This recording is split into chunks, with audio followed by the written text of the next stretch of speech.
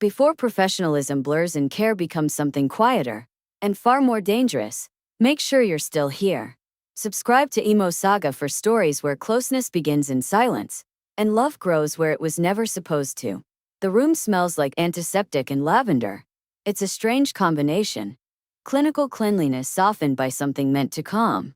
The private clinic prides itself on that balance. White walls, soft lighting, muted artwork. Healing without harshness. I notice all of it distantly, because the last thing I remember clearly is standing, and the next thing I know I'm horizontal. Easy, a voice says. Low. Steady. Close. Hands are on my shoulders, firm, careful, unmistakably present. Not panicked. Not rough. Just certain. I blink. The ceiling comes into focus slowly. What happened? I murmur. You fainted, he replies. Try not to move yet. I swallow, throat dry. That's embarrassing. A pause. Then softly. It happens more often than you think. I turn my head slightly. He's standing beside the exam table, one hand still braced near my shoulder in case I try to sit up again. Dark hair neatly kept. Rolled sleeves. A white coat draped over the back of a chair instead of worn, like he stepped out of formality without realizing it. His eyes meet mine. Calm. Focused. You're safe, he says. I've got you. Something about the way he says it makes my chest tighten. I didn't feel dizzy, I say. It just went dark. He nods. Stress, dehydration, lack of sleep, he lists quietly. Sometimes your body decides before your mind does. That's comforting, I mutter. The corner of his mouth lifts slightly. Drink, he says, lifting a cup to my lips. Slowly. I do. His fingers brush my cheek as he steadies the cup, knuckles warm against my skin. The contact is brief, but my awareness lingers there longer than it should. My name is Dr. Rowan, he says. Do you know where you are? Yes, I answer. The Hawthorne Clinic. And today's date? I tell him. He nods once, satisfied. You're alert, he says. That's good. I glance at the clock on the wall. It's late. I'm sorry, I say. I think I fainted right at closing. You did, he replies. And you're still here. Yes. The word lands heavier than it should. I was about to leave, he continues. But then you didn't stay upright. A half a weak laugh. That's one way to get attention. He doesn't laugh. He watches me carefully. That wasn't what you were trying to do, he says. It's not a question. I shift slightly, testing my limbs. He notices instantly. Still lightheaded? He asks. A little. Then you're staying put, he replies. For now. I look at him. Is that medical advice or personal preference? A beat. Medical, he says. Strictly. But something in his tone suggests the line isn't as rigid as it sounds. He checks my vitals again. Blood pressure cuff snug around my arm. Fingers steady as he adjusts it. I'm suddenly acutely aware of how close he is, how quiet the room has become. The cuff tightens. I wince. Sorry, he murmurs. Almost done. His eyes flick to my face, searching for discomfort. Not clinical. Attentive. When he releases the cuff, his hand lingers a fraction of a second too long on my arm. We both notice. Neither of us comments. You should have told someone you weren't feeling well, he says. I didn't know I wasn't, I reply. I've just been pushing. He studies me. You do that. It's not an accusation. It's an observation. How do you know? I ask. People who push past their limits don't come in for preventative appointments, he says. They come in because something finally forced them to stop. I look away. He's not wrong. The silence stretches. Comfortable. Charged. I realize I can hear the buildings settling around us, the faint hum of lights, the distant sound of traffic outside. Everyone else has gone home. It's just us. I should call someone, I say. So you can leave. He shakes his head. Not yet. That's not how clinics usually work. This isn't a usual situation, he replies. And I'm not comfortable letting you walk out alone in this state. Something about the word alone makes my stomach flutter. I don't want to be an inconvenience. You're not, he says immediately. Too quickly. He steps back slightly, giving me space. but the warmth he leaves behind feels like absence. Do you live nearby? He asks. Yes. Anyone waiting for you? No. His jaw tightens subtly. All right, he says. Then we take this slow. Time stretches. He sits in the chair beside the exam table now, not looming, not distant. Close enough that if I reached out, my fingers would brush his knee. I didn't even ask why you were here today, he says. I smile faintly. Routine checkup. Iron levels. Fatigue. Chronic. Yes. Managed. Poorly. His gaze softens. You don't take care of yourself, he says. Ido y protest. Just last. That makes him quiet. Who takes care of you? He asks. I hesitate. No one, I answer honestly. The word hangs between us. He stands. Moves closer again. Not abruptly. Deliberately. I am, he says. The meaning hits me all at once. Doctor. Patient. This isn't what he meant. But it's what I feel.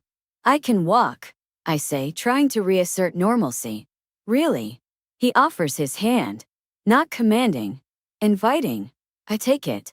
The contact sends a warm shock up my arm. He helps me sit up slowly, one hand steady at my back, the other firm in mine.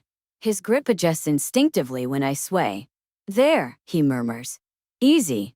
I'm close enough now to see the faint shadow of stubble along his jaw, to notice the way his breathing has changed. I wonder if he notices mine. I'm all right, I say. I know, he replies. Then adds quieter. But I'm still here. The word settles somewhere deep. A phone buzzes on the counter. He glances at it, then ignores it. You don't have to stay, I say. Yes, he says again. Ido. Because it's your job? He meets my gaze. No. My heart stutters. Then why? I ask. He doesn't answer right away. Instead, he gently guides me back down onto the table, careful, deliberate, like every movement matters. Because, he says finally, leaving right now would feel wrong. The clinic lights dim slightly, shifting into night mode. The world outside fades. And as I lie there, aware of his presence in a way that feels anything but clinical, I realize something unsettling. This wasn't just my body giving out. It was my life forcing me to stop, long enough for the wrong person, or maybe the only person, to be there when I did. The clinic feels different once the lights shift fully into night mode. Softer, quieter, less like a place people pass through and more like a place that's holding its breath. I sit up again, slower this time, letting my body catch up with my intentions. He stays close without hovering, his presence steady in a way that makes me feel anchored instead of watched. You're doing better, he says. I feel clearer, I admit. Still tired, but steadier. That's what I wanted, he replies. The word wanted lands heavier than it should. He checks his watch, then looks at me. My shift ended 20 minutes ago, he says. I blink. Then why are you still here? He considers me carefully before answering. Because fainting doesn't follow schedules, he says. And neither does responsibility. That sounds rehearsed. I tease lightly. A faint smile appears. I'm a doctor. Everything sounds rehearsed. But his eyes give him away. I should let you go, I say quietly. You've done enough. Have I? He asks. I hesitate. Medically, I clarify. He nods once. Medically, yes. And otherwise? That depends on what you think you need, he says. The question isn't clinical. It's personal. I swing my legs off the table carefully, feet touching the floor. The moment my weight shifts, his hand comes to my elbow, not gripping, just ready. I don't pull away. I don't like feeling this seen, I admit. Why? Because it means I've been ignoring myself, I say. And you noticed in an hour what I've avoided for months. His expression softens. That's not failure, he says. That's exhaustion. We move to the small consultation area. A couch meant for conversations that take longer than appointments. He gestures for me to sit first. I do. He sits beside me, not across. Close enough that our shoulders almost touch. The proximity feels intentional now. You don't usually stay, I say. With patience. Yes. No, he answers. I don't. Then why me? He exhales slowly. Because you didn't ask for help, he says. You collapsed into it. That's not flattering. It's honest. Silence settles between us again, but it's warmer now. Less charged. More open. I didn't faint because I'm weak, I say suddenly. I know, he replies immediately. I fainted because I keep proving I can do everything alone. That, he says gently, is not the same thing as strength. I turn to look at him. You say that like you've learned it the hard way. His gaze holds mine. I have. The clock on the wall ticks quietly. Outside, a car passes, its headlights briefly illuminating the window. I don't want to cross lines, I say. Neither do I, he replies. But something already shifted. I continue. And pretending it didn't would feel dishonest. He nods slowly. Then let's be precise, he says. About what this is. He turns slightly toward me, posture open, not looming. I am your doctor, he says. That matters. Your care matters. Your safety matters more. I understand. And because of that, he continues, nothing happens here that isn't chosen clearly and freely. My heart pounds. Are you saying? I'm saying, he interrupts gently. That staying didn't mean crossing a boundary. It meant respecting one. The relief that washes through me surprises me. Then why does this feel intimate? I ask quietly. He doesn't deflect. Because intimacy isn't only physical, he says. Sometimes it's just presence without escape. I swallow. That's dangerous territory. Yes, he agrees. Which is why we don't rush it. He stands slowly, gives me space again. I'm going to walk you home, he says. I didn't ask. I know, he says softly. I'm offering. I hesitate, then nod. I'd like that. The night air outside the clinic is cool and grounding. The city feels slower at this hour, less demanding. We walk side by side, not touching, but aware. You don't have to keep doing everything alone, he says as we reach my building. I know, I reply. But letting someone stay feels unfamiliar. It does at first, he says. Then it feels necessary. I look at him. Is that experience talking again? Yes. We stop at the entrance. This is where it ends. It should. Thank you, I say. For staying. You're welcome, he replies. For letting me. A pause. Not awkward. Expectant. I won't be your doctor forever, he says carefully. Continuity of care can be transferred if needed. The words are measured, professional, but the meaning underneath is clear. I nod slowly. I understand. And until then, he adds, this remains what it is. Which is? Two people who shared a quiet moment, he says. Nothing more unless both choose it. I smile faintly. You're very careful. I have to be, he replies.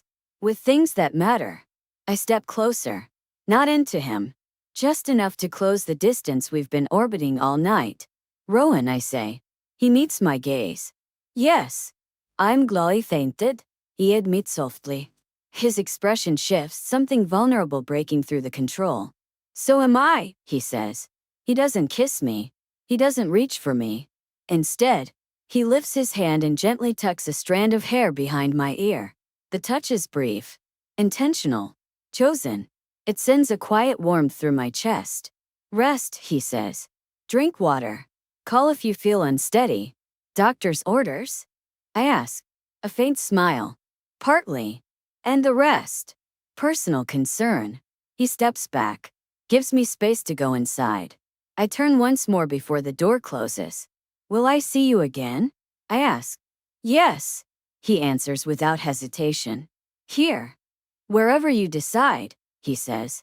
Later that night, lying in bed, I replay the moment not for what didn't happen, but for what did. The restraint.